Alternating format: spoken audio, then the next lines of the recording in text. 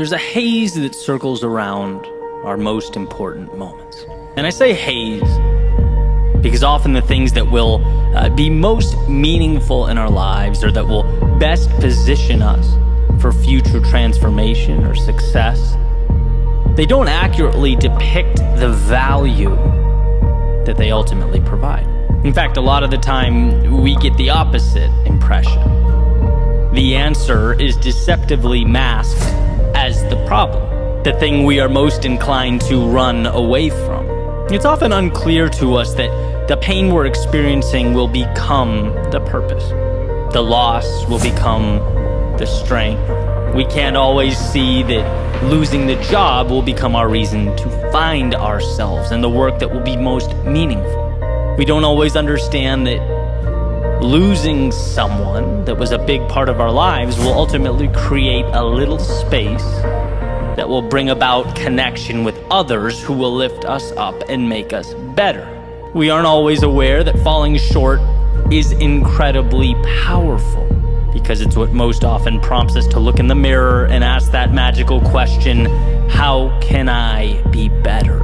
Again, we see it in a million different ways, different contexts. The solutions masquerade as problems, or as has been famously put, the way often presents itself as the obstacle, which means we have to operate with a sense of awareness and understanding that often eludes us. Sometimes the reality is that it hurts to let go, but if it's not right for you, it hurts to hold on as well. The difference is, when you do find the strength to let go, you simultaneously create space for the things that will make your life better.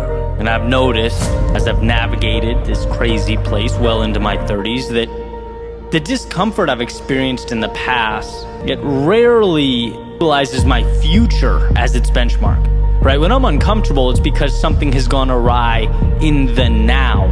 This moment hurts. In this moment, I feel less than. In this moment, I feel lost. In this moment, I am X, Y, or Z. It's all generally immediate, emotive responses to what's happening, which is why I advocate so strongly for pausing, pulling back, taking a breath, and assessing the whole picture in totality. I've made decisions in my life that have set me back a year, right? That destroyed me emotionally, totally altered my plans. And I look back on some of those decisions now with all the pain they brought, and I think, was there another way? Did I make the right move? Did I need to endure all that? And I'm not gonna pretend I know how some parallel universe would have unfolded if I acted differently. But as I reflect back, I still think that I made the right choice. I don't see another way. Sometimes there are no easy decisions. Sometimes life is about choosing the least bad option. I've talked about having to step back in order to leap forward, or stepping sideways in order to ultimately advance. Sometimes the thing we need just looks like discomfort, the sheep in wolves' clothing, where you have to seek out monsters in order to destroy the ones that live inside of you. The reason, one, I think this is so important, and two, I'm so passionate about sharing it with others, is because, again, our instincts drive us away from the things we need most.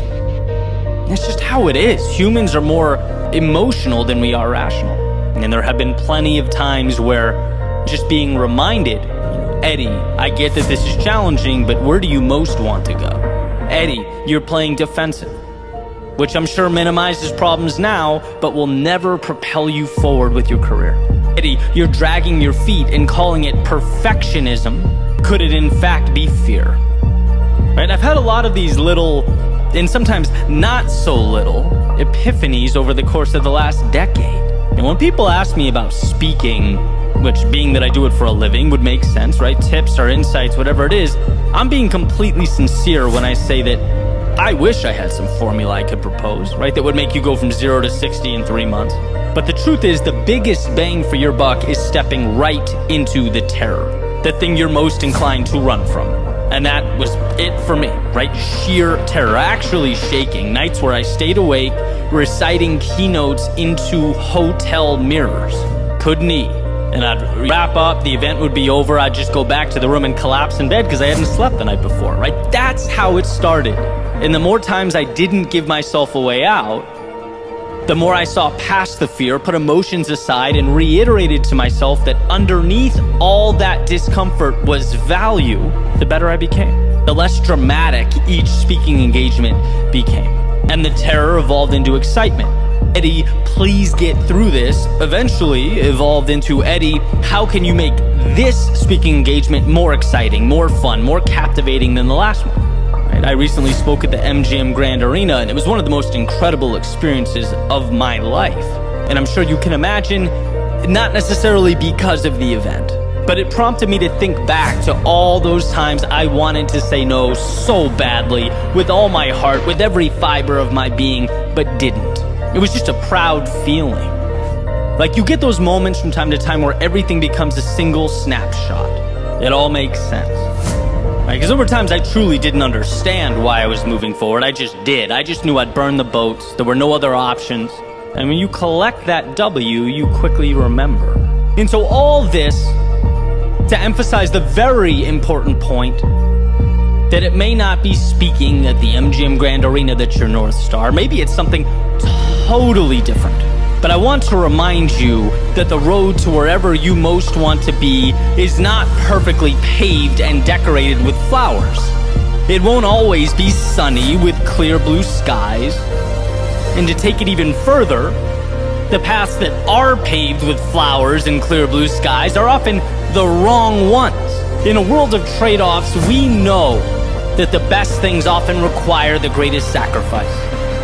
The beautiful things are often derived from a willingness to endure prior turbulence. And should you find yourself amidst all that, in the thick of it, it's essential to know that should you choose to do so, you can transform the chaos into something incredible.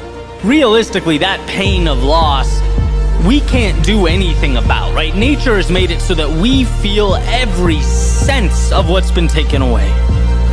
But nature doesn't do such a good job of reminding us of the infinite value that can now move into our souls, be used to open our eyes so that we may see the world as we've never seen it before.